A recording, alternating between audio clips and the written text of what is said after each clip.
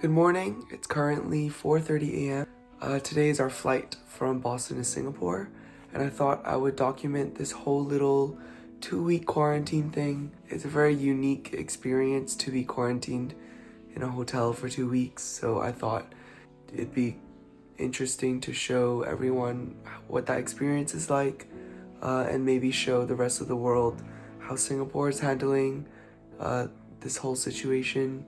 I guess a disclaimer, I'm not trying to show off or anything, or to be like, look at what I get to do. It's more like, this is what's happening. Hi, so we're now at Boston Airport. Joshua, Oh my God. you can't Wait, joke take two. about that. No. And yeah, we're just waiting for our flight to LA now. I'm at the airport again, making my way back home where things are safe. But these days, who knows better? So Josh and I are in the LA airport now. For those who don't know who Josh is my roommate. We have 12 hours to kill. So Anyone in LA? no, we're Oh. social distancing. Oh yes. Oh my gosh. All right, so this is where I want to do a little story time because this is kind of where things just go downhill. We arrive at the LAX check-in counter about 2 hours before our flight time, and we're like, yay, we're finally gonna go home. It's been a long day already, and we get to the counter and they ask us some questions, basically asking, do we have any symptoms? Do you know if you've had any contact with anyone with the virus? And so I say, yes, I have a cough. And prior to this, I've had a cough for a few days, so I understand that they need to ask and they need to check.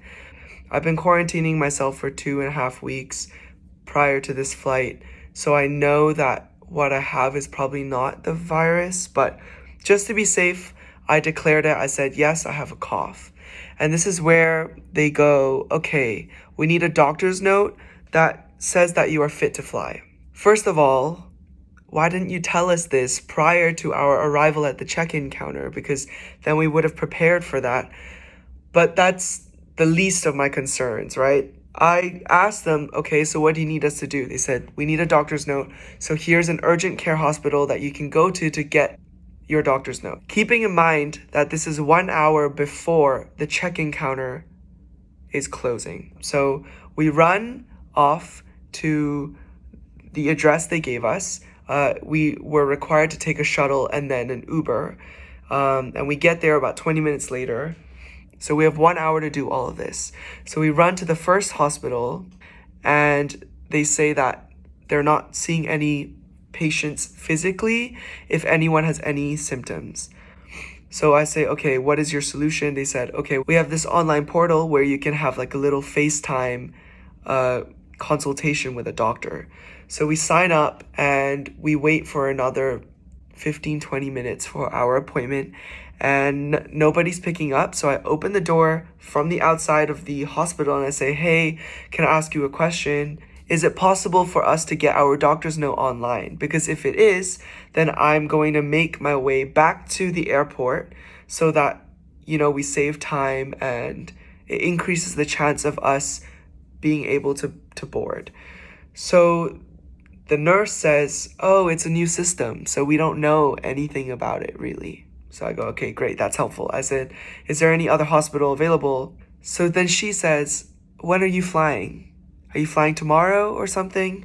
And I go, no, we're flying in an hour and a half. She goes, well, there's a huge line online, so you're probably not going to get a consultation in time. So try this other hospital. So at this point, we're freaking out because when I say we, I mean me, because Josh doesn't freak out about stuff like this. He calls me dramatic. But I asked her, where's the closest next hospital? And she goes, there's one 2 streets down. So I start running and I bolt and I get to this other hospital. Again, they are not seeing any patients with any symptoms physically. So I call them, nobody's picking up, and I keep calling. About 10 minutes passes by. I get a call from the previous hospital and they say, oh, actually, none of the doctors are giving any fit to fly notes for anyone.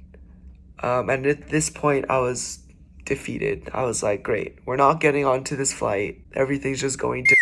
And so I start calling the Ministry of Foreign Affairs back in Singapore. Nobody's picking up. I call the MFA in New York. Nobody's picking up. I try to call Singapore Airlines customer service in Singapore. Nobody's picking up. So at this point, I'm like, great, you know what? We're not going to get home. We're in LA, so we don't have a place to stay. So we're going to have to figure out all this other stuff. We get an Uber to the terminal, airport terminal, and we run over and we say, hey, right now, the whole of LA is not going to give out any fit to fly doctor's notes. So is there any way around this? And they say, nope, you're going to have to take the next flight. Which doesn't make sense, right? Because if they're not giving out any doctor's notes, then even if you rebook us to the next flight, we're not going to get on. So there's no point booking us on the next flight. So I remember that on an email that I sent, and I'm going to put it on here, we had to give a health declaration form to the MFA back in Singapore. And on there, I declared my symptoms. I said that I have a cough. And at the bottom, it says, basically, when you arrive in Singapore, please show this email to the officer. And I show her this, and at this point, this is 10 minutes after the gate had closed. So I was already like, great, we're not getting on. She already pulled all of the baggage tags off. And I show her this, and then she goes, wait a minute. She calls the people at the gate and says, hey, I have this email that this guy is showing me, and I think we need to let him on. Which at that moment, I was like between, you know, when you're so happy that you want to cry, but then you want to smile, but then you want to cry. That was me. I was like, I don't know how I feel. I just need to get out of this place.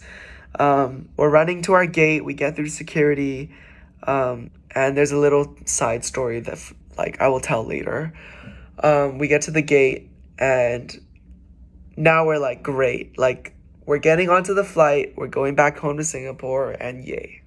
So on the flight, Josh realizes that amidst the whole chaos of getting from the check-in counter to the gate, we rushed through security and he left his laptop at the security counter. So that's the start of this. Actually, no, that's just adding to how messy this whole thing gets.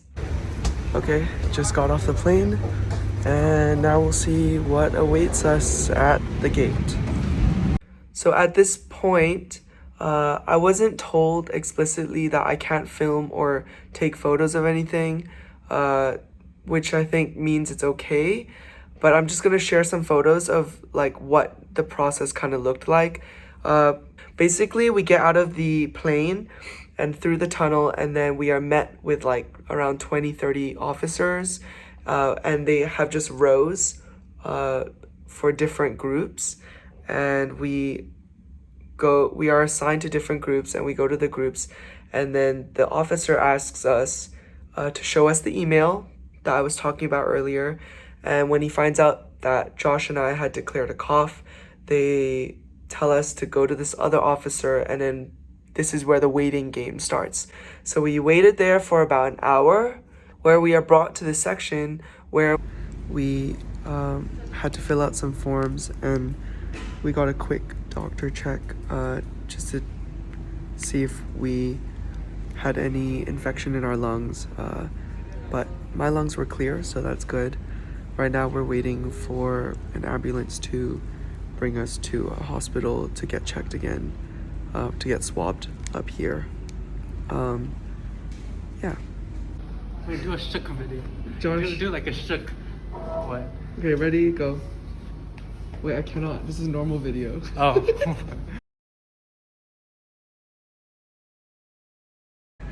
Welcome back to Lou's channel. They didn't put our luggages on the flight. Okay, give a rating for the whole experience so far. Out of 10. 10 is being the best experience you've ever had in your life. -6.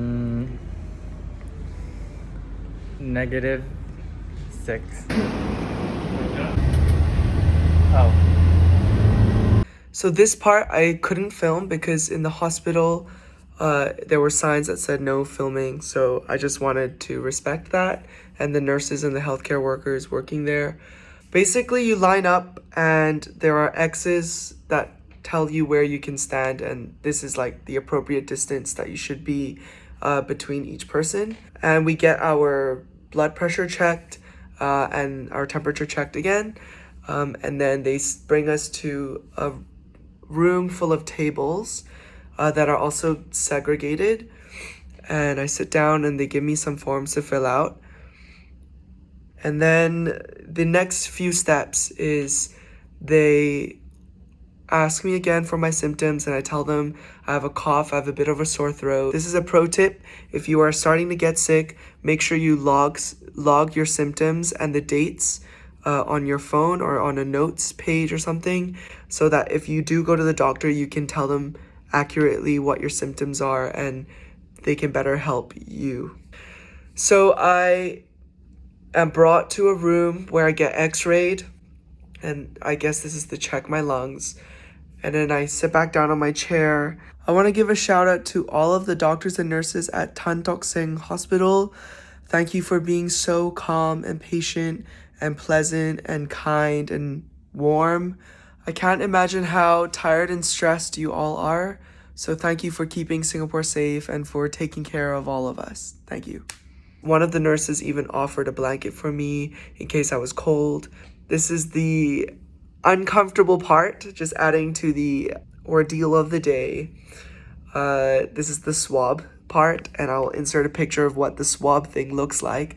Basically, they have this long Q-tip, and they shove it all the way up your nostril, basically to your brain, and they turn it like 5 times. And then they pull it out, and then they stick it through the other one. What it felt like was, like, I want to say it's when you are underwater and then you suck in water through your nostrils, but like times 100. So it hurts. It kind of feels like it's burning, and you want to gag and choke and cough. But if you're about to get tested, it doesn't hurt that much. You're gonna be fine. You're gonna be okay. After that, they tell me to wait a little bit more. And by this time, it's been about 8 hours since I landed. So I'm exhausted already and hungry. So they tell me that I'm gonna receive my test results over the next 2-3 days. If I get a call, it means I probably have it. And if I don't get a call, I can just check online to see that my result is negative.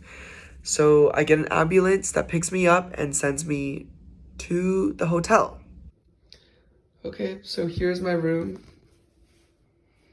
Here's the bathroom. Got a little toilet. See-through shower, which is perfect because I'm just gonna be naked for 2 weeks. Bed. This is my view.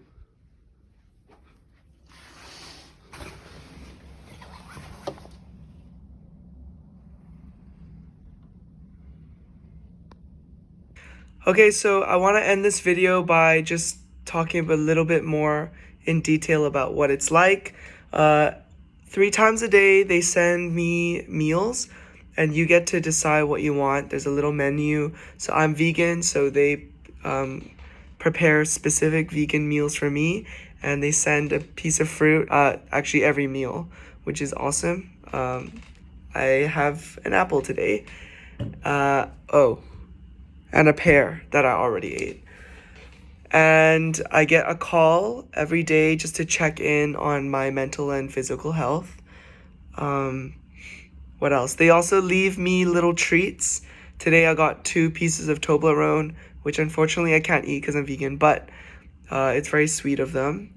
This is Novotel Stevens, so thank you, Novotel, for taking care of me. What else?